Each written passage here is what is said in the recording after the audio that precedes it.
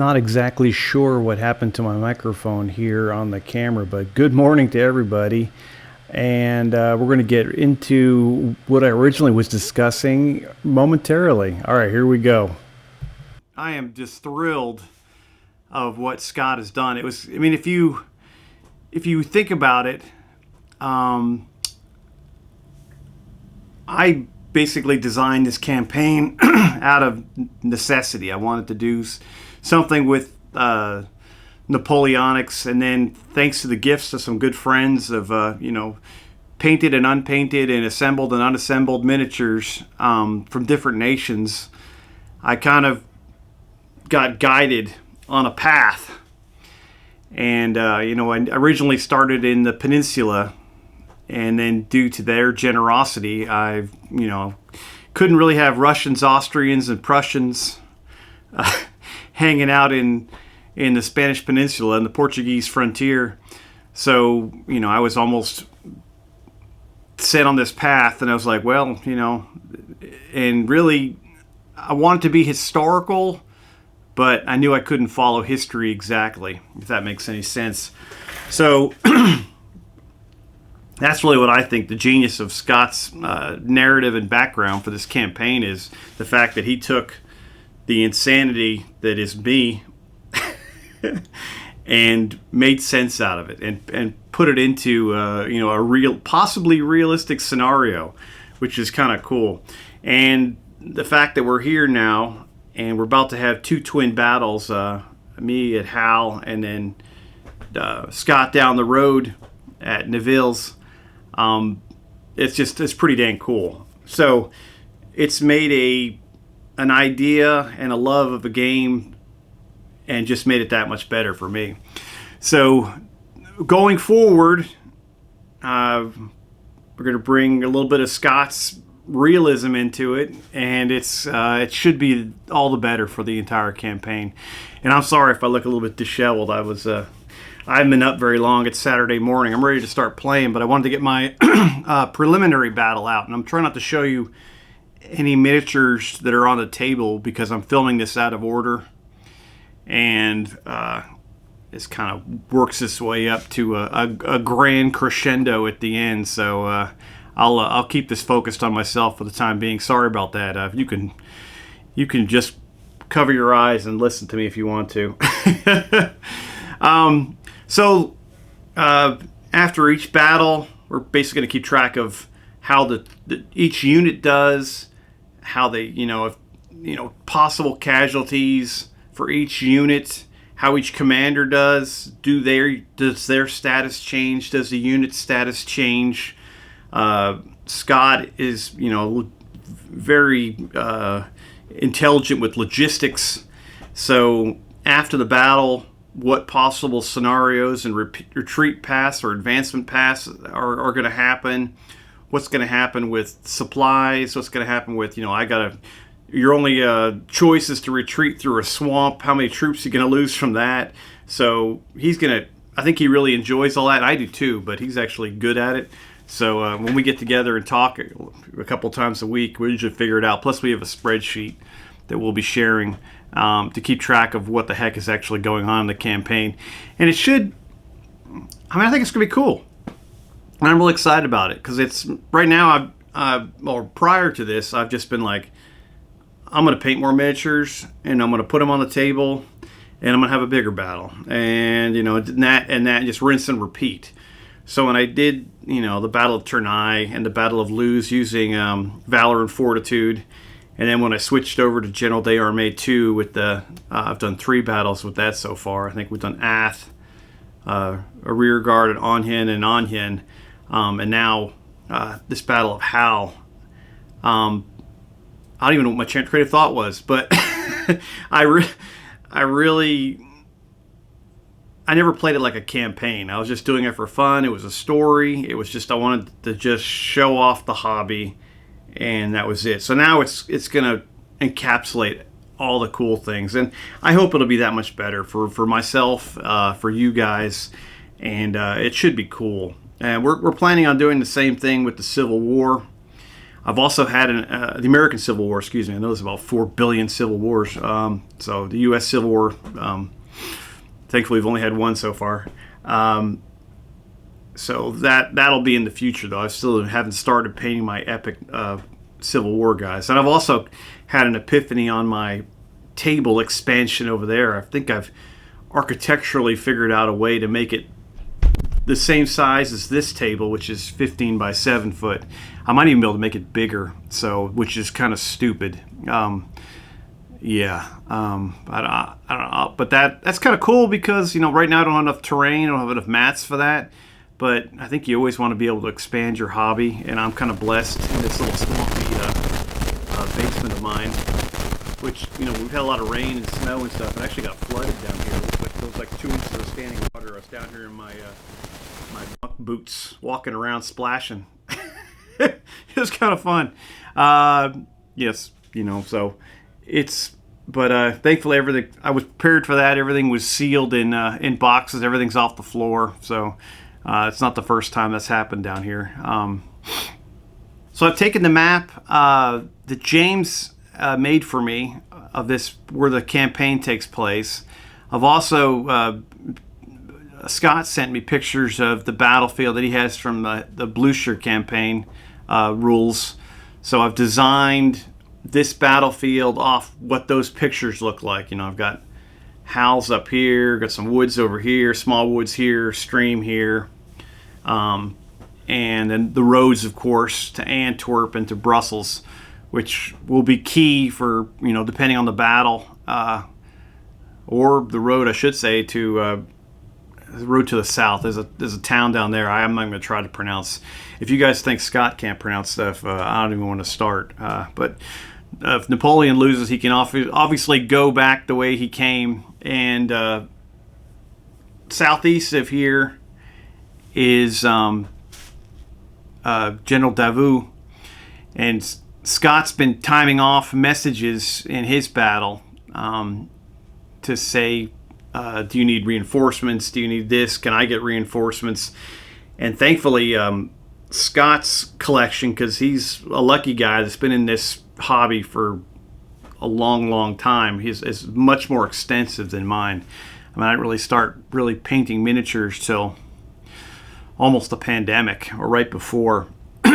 So I've got a lot to make up for. So, but that's cool. I don't mind. I'm really I'm having a blast with it now. So that's it. So I'm going to look at that. We're going to look at that campaign map that James made for me. I'm going to show you where we've been, where we've done, and you can maybe see where Scott is. And then Scott, of course, is on his channel has showed tons of maps and everything else. And this is just a preliminary part. We'll go over the order of the battle at the end. Yeah, we'll do it the order of the battle before at some point. I don't know where I'm going to insert it into this video because I've already kind of shot the end already. And yeah, that's it. So hang on to your hats, and we'll get this done, and then hopefully I'll have this out for you probably I'm guessing in a week. Where Scott's going to break his up into 3 parts.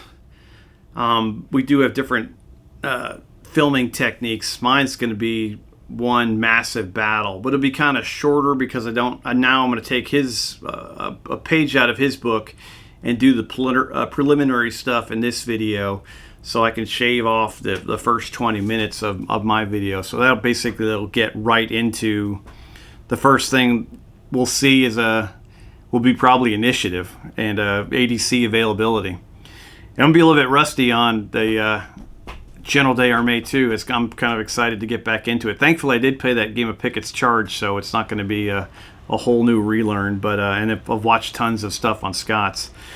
The big thing for me, and they'll show them later on, is my delay was I was painting 2 battalions of Bavarian infantry, and I got them done. Plus, I redid one of my Young Guard battalions too for the French. So just getting things done. At some point, the plan is to continue to add and to continue to, I think my painting's a little better than it was, to continue to spruce up. All right, so let's go look at the map of what has happened, and we'll kind of go through it. And I'm hoping it works good. I've printed it out. I need to get this sent off somewhere and get a big vinyl mat so I can just point at stuff. But we'll go with this for the time being, and I'll just zoom in. All right. So I had some static on my original recording when I showed the map that I printed off at work. So we're going to go into Plan C here. Go back to the computer PC. I also just got a better microphone that I can plug into my computer. So we're going to go with this, and I'll just kind of roll through this computer screen. Here you can see the border of France and the Kingdom of Netherlands crossing over on that road from the west that goes into Tournai. We had two battles of Tournai and Luz de Hanu, using the Valor and Fortitude rule system, which I would recommend if you just are playing a knight. You only have one knight to play. It's very similar to Black Powder. Be a little bit spin on it. If you wanted to try something besides Black Powder, go for it. It's a great system for that time frames that are, it's realistic, that could occur in your life. Moving on to the Battle of Ath, and then the battle of the rearguard action at Onyen and Onyen. Those three battles. I switched over to GDA2, which is fantastic. And now we move on to Halle. And looking at this map, you can see doesn't quite match up perfectly with Scott's campaign map, but it's good enough, and it's pretty. So I love what James did. So you can see Nivelles, you can see Halle, you can scroll down here, you can see Charleroi, where the French crossed over. Then they basically weren't fast enough, so they had to rotate to the left, come up that road to Nivelles. It's at La Lorvette. I'm sorry. I really apologize. Scott's pronunciation is better than mine. And then Davout had to move up to Nivelles, and then he intercepted the Prussian army coming out of Quatre Bras to protect Napoleon's right flank. Also, you can see where the Dutch-Belgian division of the Prince of Orange came down that road there into Nivelles to attack Soult on his left. But still, his line of communication to Halle is quite short. And if you look up here, the communication for the Allies, because they can't go through Halle, they have to go all the way up to Brussels and back down here. Now, the one thing that differentiates between Scott's map, which is going to be the official map we're going to use for this campaign, are the roads are a little different. Coming out of Halle, there's a road that one goes to Antwerp and one goes to Brussels. This does not show it. I don't even think Antwerp is on this map that James made. So we're going to stick with his for the official. But this is just kind of pretty, and I enjoy the work that James did with this. I don't know which is more realistic, but it doesn't matter. We're just going to use Scott's tactical map. And you can see, I'm going to look up here and see if I can find Antwerp, and I can't, but you can see how massive Brussels is. And then the river coming out of Brussels to Halle. It looks like Seine, but I don't think it's the same river. And that's it. So this is the entire map. This is the campaign. And yeah, I hope this brings a little bit of realism to an absolutely awesome fictional 1815 campaign that we hope to put on for you for a while here. Hopefully get multiple battles out of this that we'll be keeping casualties and everything else on. So hang on to your hats. We're going to go on to the next part of the video here momentarily. All right, so here is the battlefield of Halle, devoid of any troops. I tried to follow the map that Scott gave me, and yeah, I think I did all right. So, sorry, it's my pointer just grabbed some of my battle mat there. Got the village of Halle back here in the corner. A double built-up area, close enough to have a little bit of fun. Brand new pontoon bridge I built. That's from Renedra, so that's I just want to sneak that in to make it not an absolute slaughter fest. Kind of hid that in some trees. Not any really big hills in this battlefield. River is uncrossable except for skirmishers could get across at half movement, but fixed infantry and cavalry and artillery, no chance. They got to use the pontoon bridge. Here's the roads. the intersection is going to be big. That's going to be a capture point or a strategic point, along with capturing both parts of Halle. To capture the intersection, you basically have to clear Allied artillery or infantry off both of those hills, which is going to be real fun. The road to Brussels, the road to Antwerp. So those are your two parts. Those are your two pathways to escape for the Wellington's army. There's the woods over here. French will be coming in here along this edge along here. Sorry if I turn too fast. And the Allies are going to pack these woods full of skirmishers, I'm sure. And it should be a good battle. I know it looks kind of empty right now, but the second we put 3,500 miniatures on the battlefield, be a whole different ball game. It's going to fill up real quick. So want some room for movement. And each built up area can hold 1 battalion of troops. And that'll be it. So that is the battlefield. It's what do we got? The usual. Oh my, I can't even think right now. 15 by 7 foot. And I did come up with a new idea. They make the next table even bigger, so that might take a little bit longer. Got to do a little bit of got to get some timber and stuff, but yeah, I'm kind of excited about that. Okay.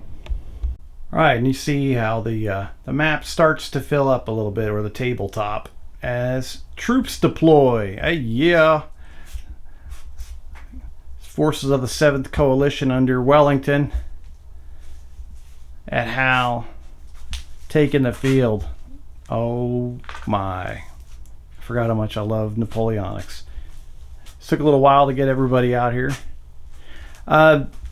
3 of these brigades will actually come off the table when the game begins because they will fall into reserve. That'll be the 2 cavalry squadrons. Or sorry, the 2 cavalry brigades. There's one, there's the other one next to it, and then the guard brigade in the back there. But we'll go over the British order of battle. Oh, the British, Russian, Austrian, Prussian, German, the whole shebang bang. Oh, I'll get down here and take a look at all this fun stuff momentarily. Just gonna drool for a moment. All right. Not sure if it's tactically sound. Have to bounce it off Scott over Check Your Leader TV. Scott might say you're stupid, but it looks pretty. All right, cool. All right, we'll do a breakdown of the order of battle. This is what it looks like from down here. I think this would be from the west. I think I could be wrong. I gotta look again at the map, but I think it is from the west. Yeah, Napoleon's attacking from the south. Awesome. Start seeing there's no massive hills, but yes, there are some hills. So, and some of the British troops have occupied the reverse slope. The Russians and the Prussians and the Austrians are ready to get to Napoleon ASAP. There's the Corps Artillery Battery, and Brits are all the way down there. Okay, cool. Get the French out there. Show you the my new Bavarian troops I finished, and I think that'll be it. They'll be ready. And also, this will also be the first battle for one of my Duchy of Warsaw battalion. My first one of those I've done. They'll join the Vistula Legion Brigade. Also, Prussian cavalry taking the field for the first time, and there'll be some French dragoons finally. I do have some boxes to make 2 squadrons of Austrian Chevaulegers and one more dragoon squadron for the French. So things to keep on doing. Okay, we'll go through the order of battle once everybody's on the table, and that way the actual battle video will be a little shorter. All right, now we've got both armies on the table. It's getting a bit ridiculous. French rolled on up. Soult is on Napoleon's right. Ney is on his left. Napoleon's really gone heavy with his guns in the center.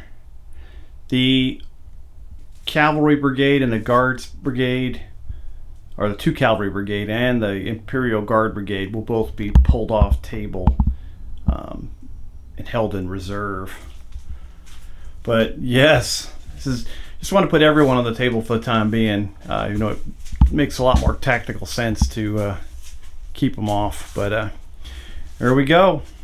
I don't know if you can tell what the tactical plan is from the setup. I do have an idea, but I showed I laid out the Allied defense, and then got Scott on the phone. We talked this morning. He went over some tactical ideas with me, since I lack a lot of that. So plus I think they'll add a lot of fun to the attack, just because I'm following someone else's plan. That'll help me not show any favoritism. All right, so we've got an idea what to do. The forces are on the table. I do not have to roll up brigade commanders, because this is like battle number 6 for me.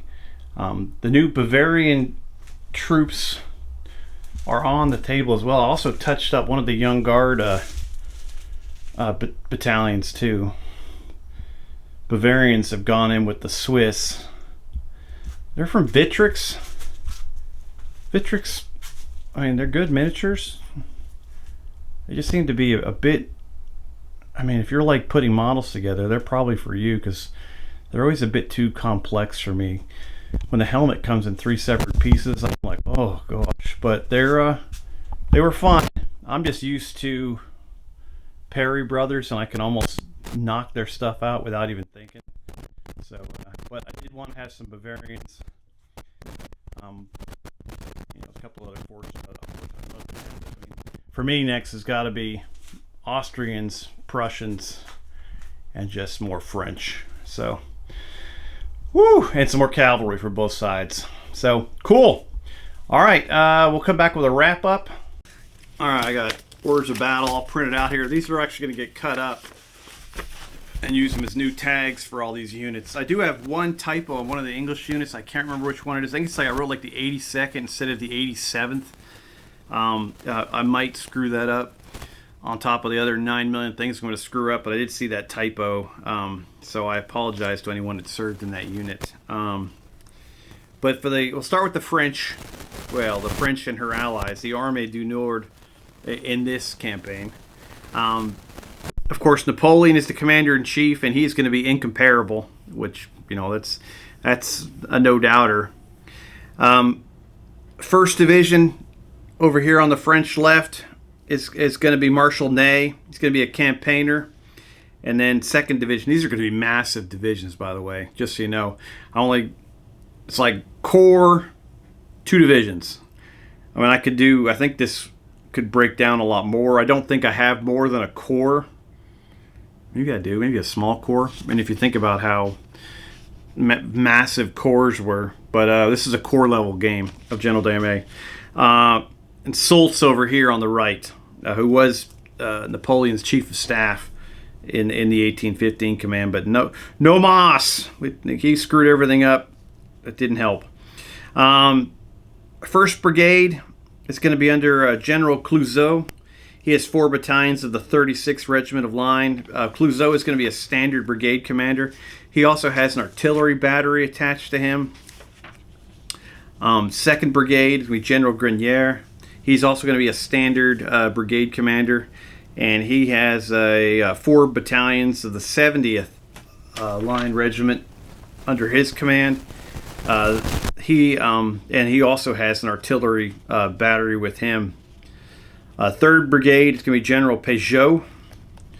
and we'll see these out throughout the battlefield when we actually look at it overhead. He is also a standard brigade commander. He's a bigger brigade commander. He's in the center, actually, in the rear. He has 5 battalions of the 69th Infantry Battalion, or Regiment de Line, sorry. And he also has artillery, 1 battery. 4th Brigade is, you're in my favorite, is going to be General Houzon. He is over the commander of the 9th Léger. He has 4 battalions of that. He's going to be a bold brigadier, so that'll be cool. 5th Brigade will be General Brou. He's a standard brigade commander with 4 battalions of the 27th Regiment of Line. He also has an artillery battery attached to him. 6th Brigade is going to be General Mazarny. He's also going to be a standard brigade commander. He has 4 battalions of the 105th. I think Brou and Mazarny are to be together on the right, if I remember correctly. 7th Brigade is General Jamin. He's going to be with the Italians. In this campaign, I think Scott's saying Murat is still alive and kicking in Italy, so he's throwing his lot in with Napoleon. He's trying to, he knows he's not going to survive without it. He just has a sixth sense he's going to be killed. He's not here himself, not yet at least. I think Scott might have the model. But there are 4 Italian infantry battalions here of the 7th Brigade.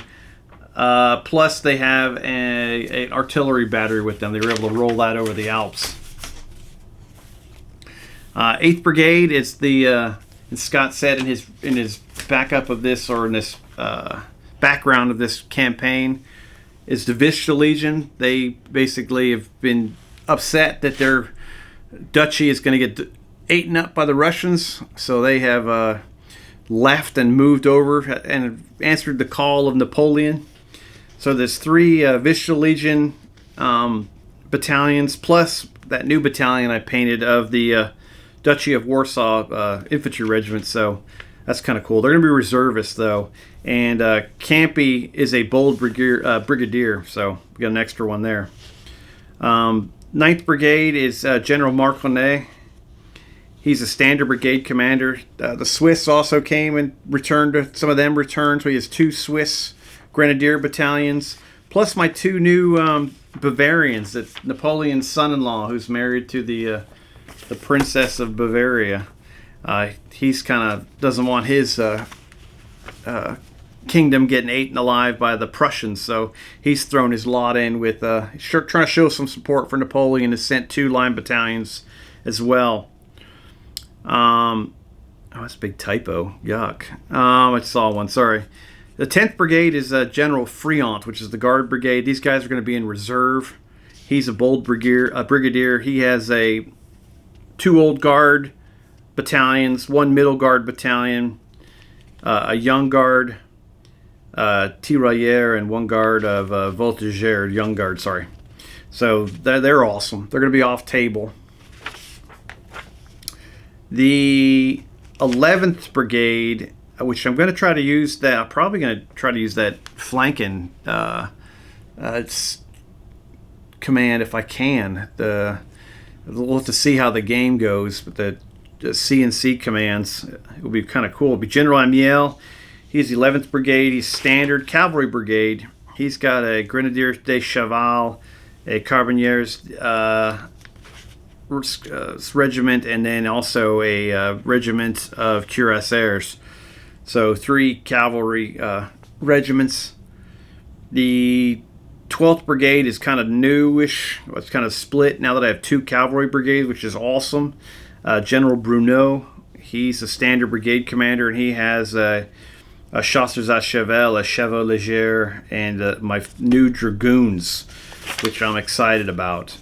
And then for the Corps Artillery Brigade, which you can do with a Corps game of General des Armées 2, is General Daumont, and he has a large 2 combined batteries forming a Corps Artillery brigade in the center of the battlefield. So that's the French. which is awesome. All right, the Duke of Wellington with his combined forces of the, I believe it's the 7th Coalition. He's incomparable, of course. His 1st Division on his right is General Uxbridge, and then on the left, and then protecting the village of Halle is General Picton. Both of them are campaigners. And then we'll go into 1st Brigade is General Halkett. He's a standard brigade commander. He's got a battalion he's got the 35th, the 4th, the 3rd, and the 84th, and the 82nd, plus an artillery battery. So that's a massive brigade. 2nd Brigade is General Stewart. He's a standard brigade commander. He's got the 69th, and I think one of these is that where I said 87. 82nd might be, it might be the 1st Battalion, 87th Prince of Wales. I can't remember, but I think that's my screw up. General Stewart is over the 69th, the 32nd, 1st Hanoverian Field Battalion, and the 40th. Oh, plus the 9th. So he's got 5 infantry regiments as well. 3rd Brigade is General Adam. He's standard brigade commander. He's guarding Halle. He's got his 2 King's German Legion battalions, the 2nd and the 5th, are both garrisoning the parts of the village and defending the ground middle of them. Excuse me. Is the 2 Hanoverian Field Battalions, one from Verdun and one from Bremen. I apologize for yawning there. I think I didn't sleep the best because I was so excited about this game. And he's also got an artillery battery with him. 4th Brigade is General Mitchell. He's a standard brigade commander. He's got the 1st Royal Scots, the 44th, the 29th, and the 23rd, plus an artillery battery. 5th Brigade is Johnstone. He's standard. He's got the 27th, the 88th, the 2nd, and the 28th. He also has artillery battery with him. Now we get into the volunteer legions of the Russians, which is great. General Savinovich is over the 6th Brigade. He's a standard brigade commander with a Moscow Grenadier Battalion, a Tobolsk Infantry Regiment, Azov Russian Infantry Regiment, the Sibrinsk Russian Infantry Regiment, and the Tarnopol Russian Infantry Regiment. Plus he has artillery. A combo Prussian-Austrian brigade under 7th Brigade is General von Steinmetz. He's a standard brigade commander with the 34th Austrian, the 7th Prussian from the 2nd West Prussian, 2nd Battalion of the 10th Infantry Regiment, 1st Silesian, 2nd Battalion of the 7th Infantry Regiment, 2nd West Prussian, 3rd Battalion of the 34th Austrian Militia Regiment is also with them. 8th Brigade is awesome. General Pack, bold brigade commander. He's got the Highland Brigade, 92nd, 42nd, 91st, 79th. And 9th Brigade is even more awesome. He's also a bold brigadier, is General Maitland. He's got the 1st Foot Guards, 1st Battalions, 3rd Battalion of the 1st Foot Guards, 1st Battalion of the 2nd Coldstream Guards, 3rd Battalion of the 3rd Guards, the Scots Guards. They're awesome. 10th Brigade under General Ponsonby is he's also a standard brigade commander. He's got the 1st Life Guards, 1st Royal Horse Guards, 2nd Dragoons, Scots Greys. That's a all-star cast right there. And then General Stedman is over the 11th Brigade. He's got the 59th. He's a standard brigade commander. The 59th, the 30th, the 45th, and the Hanoverian Field Battalion from Kallenberg. And then the 12th Brigade is General von Kopp, standard brigade commander. He's got the 7th Queen's Zone Hussars, 1st Royal Dragoons, and the 1st Lithuanian Dragoons are my new Prussian Dragoon regiment, which I'm excited about. They're all metal too, which is awesome. They're going to just feel great.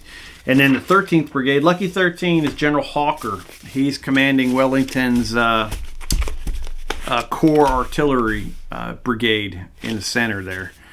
So that is the order of battle.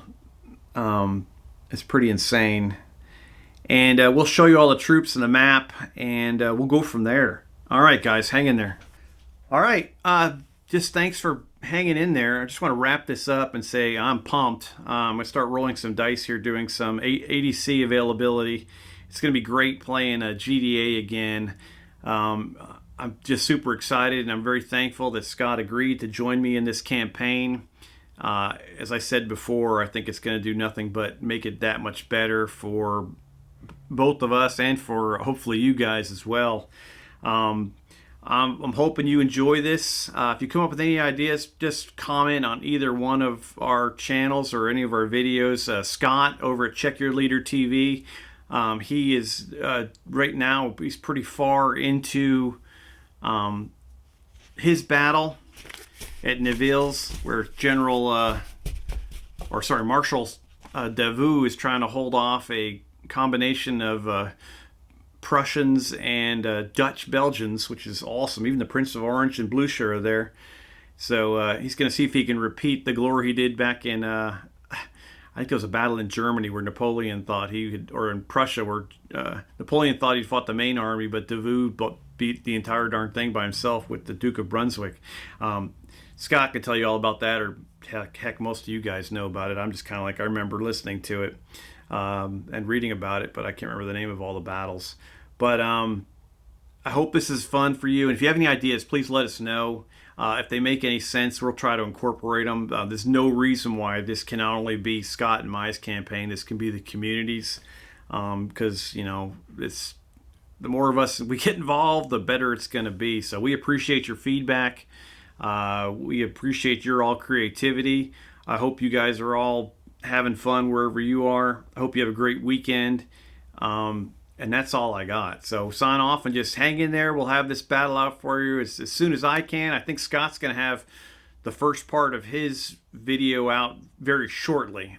His will be a 3-part battle plus his preliminary battle. So enjoy and take care. You guys are the best. All right, I'll see you.